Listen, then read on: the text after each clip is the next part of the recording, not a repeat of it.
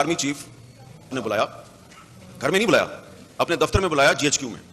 मुझे बुला के ये कह दिया कि जनाब ये बेगुनाह है, कि जो इल्जामात हैं वो गलत हैं, अल्लाह की कसम हमारा कोई ताल्लुक नहीं, हमने नहीं बंद कराया। तो मैंने उनसे ये कहा कि जनाब हमने तो यही सुना है कि ये नैब तो आपके कंट्रोल में है, आप अपनी आदत से बाज नहीं आएंगे और मैं अपनी आदत से बाज नहीं आऊंगा। मैं करूंगा आपके साथ डायरेक्ट बात, ये रहा हो गए हैं। अस्सलाम वालेकुम नाज़रीन कराम, आप ये वीडियो देखिए फिर इस पर डिटेल में बात करते हैं। किताब है, इसका नाम है कुंजे कफस। और अक्सर नौजवान जो हमको पता है कुंजे कफस क्या होता है, कैद खाने का एक कोना। तो साहिब किताब जो है वो अब कुंजे कफस में नहीं है, ये रहा हो गए हैं, ये यहीं पे बैठे हुए हैं। सबने आपको बताया कि ये किताब जो है एक जबर के और हब्स के मौसम में कुंजे कफस में लिखी गई थी।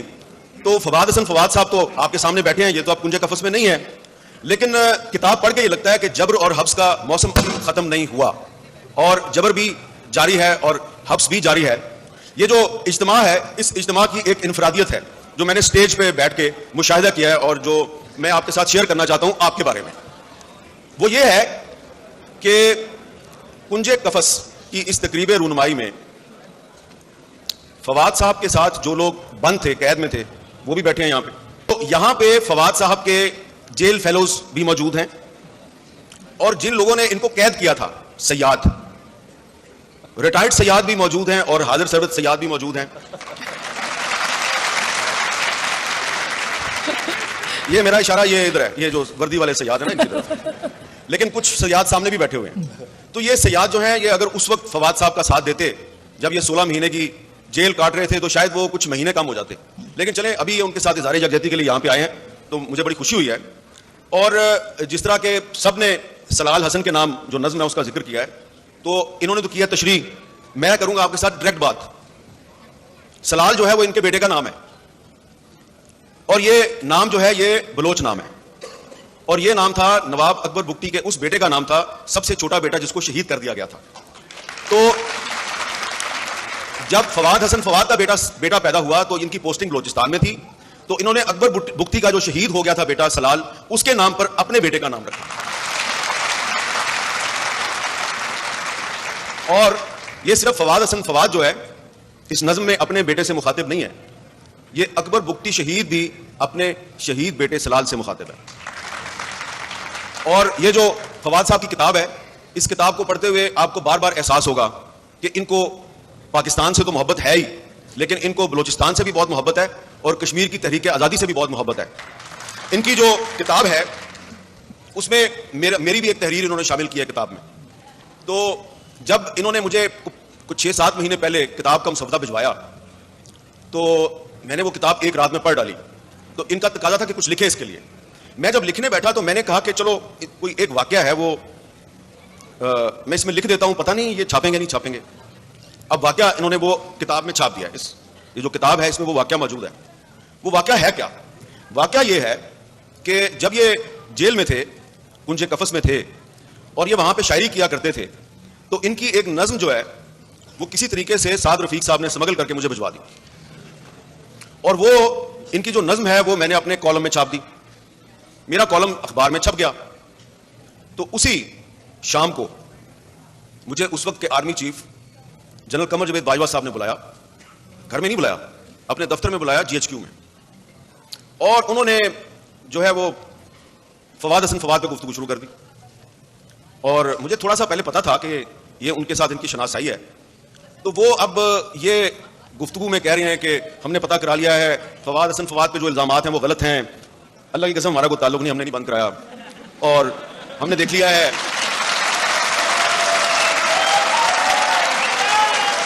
तो जब वो मुसलसल बोलते रहे फवाद साहब के बारे में तो मैंने थोड़ी सी जिसारत की। मैंने कहा जनाब एक बात आपसे पूछनी थी। कहते हैं पूछिए। मैंने कहा जी हमने तो यही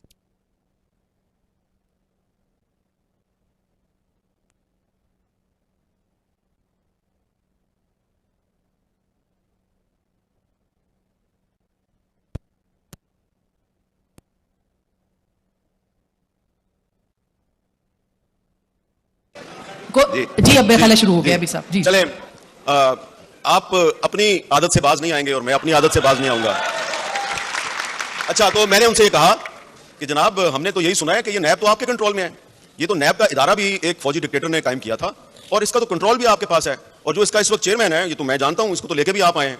बज़ाहिर आपने इस्तेमाल जो है वो मुस्लिम लीग नून को और पीपल्स पार्टी को किया है, लेकिन इसको तो जावेद इकबाल को तो आप लेके आए हैं। तो उन्होंने कहा नहीं ऐसी बात नहीं, और फिर उन्होंने एक लंबी वजाहत की। तो मैंने कहा अच्छा चलें ठीक है, बहुत मेहरबानी। तो जनाब मैं वहां से वापस आ गया। उसके बाद भी कोई 8-9 महीने फवाद साहब जेल में रहे। तो इसका मतलब है कि उनको अगर पता भी था कि इन पे इल्जाम गलत है, तो सिर्फ उन्होंने मुझे बुला के ये कह दिया कि जनाब ये बेगुनाह है।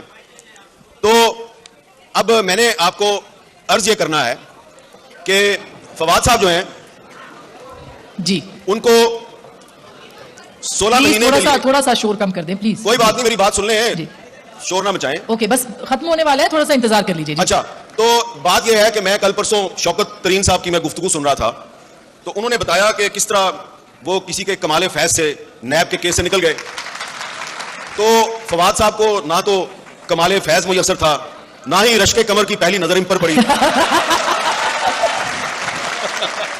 तो अब इनकी किताब में जगह जगह पे ये मजामत कर रहे हैं और ये इस अज़्म का अयादा कर रहे हैं कि मैं सच जरूर लिखूंगा और हजार तरह से आए अजाब लिखूंगा। तो मैं सिर्फ आपको ये अर्ज करना चाहता हूं कि जैसा कि मैंने इब्तिदा में अर्ज किया कि किताब पढ़ते हुए लगता है कि जबर का और हब्स का मौसम अभी खत्म नहीं हुआ। तो यहां पर साबका हुकूमत के कैदी भी मौजूद हैं, ये साबका हुकूमत के कैदी भी हैं, और अभी मुझे एक चेहरा नजर आया है, इस हुकूमत का एक कैदी भी मौजूद है, एक सहाफी शाहिद असलम, जिसको थोड़े दिन पहले FIA ने गिरफ्तार किया था क्योंकि उसने उन साहब जिन्होंने मुझे बुलाया था उन साहब के एसेट्स के बारे में कोई खबर दे दी थी। पता नहीं उन्होंने लीक की थी, किसने लीक की थी, लेकिन इस हुकूमत ने उनको भी उठा लिया। तो मेरी गुजारिश सिर्फ यह है कि एक तो पहली बात यह है कि जैसा हमाद गज़नवी साहब ने बिल्कुल दुरुस्त फरमाया कि यह किताब दरअसल जो है निज़ाम इंसाफ का नोहा है, लेकिन जो आज के हुक्मरान हैं, कुछ वजीर हजरात यहाँ मौजूद हैं, उनसे बड़े अदब से गुजारिश है कि इमरान खान के दौर में फवाद हसन फवाद को हीरो बना दिया गया, साद रफीक साहब को हीरो बना दिया गया, इनको याद सादिक साहब को, शाहिद हकान अब्बासी साहब को हीरो बना दिया गया, क्योंकि जब भी इनको गिरफ्तार किया जाता था हम इनके बारे में कहते थे इन पे मुकदमे गलत हैं, इन पे झूठे इल्जाम है। राना सनाउल्लाह को जब हीरोइन के केस में गिरफ्तार किया गया, हमने फौरन कहा ये झूठा इल्जाम है। तो आप तो साल 1.5 साल 2 साल जेल में रहते थे, अब आप हुकूमत में आए हैं, आप अपने मुखालफिन को शराब के केसों में अंदर कर देते हैं, वो 2 दिन में बाहर आ जाते हैं, आप 2 साल तक अंदर रहते थे।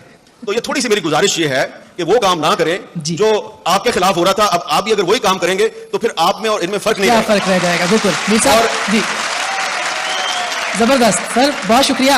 आपने मुकम्मल कर ली बात, कुछ रह गया बाकी? काफी कुछ रह गया, चलिए, लेकिन बहुत बहुत शुक्रिया। नाज़रीन कराम, आपने वीडियो देखी सीनियर सहाफ़ी हामिद मीर के तिल का खेज किस्म के इंकशाफात, माजी के एक बहुत बड़ा वाक़या और बड़ा अहम वाक़या पूरी कौम के सामने रखा कि फवाद हसन फवाद उनके मुतालिक जो उनको GHQ बुलाया गया आर्मी चीफ़ की जानब से, जो उस वक्त आर्मी चीफ़ थे जनाब जनरल कमर जावेद बाजवा साहब, उनको बुलाकर क्या कहा फवाद हसन फवाद के मुतालिक कि हमें तो इल्म ही नहीं है और ये केस खुदा की कसम हमने नहीं बनाए। तो ये सारी तफसीलात हामिद मीर ने पूरी कौम के सामने रख दी।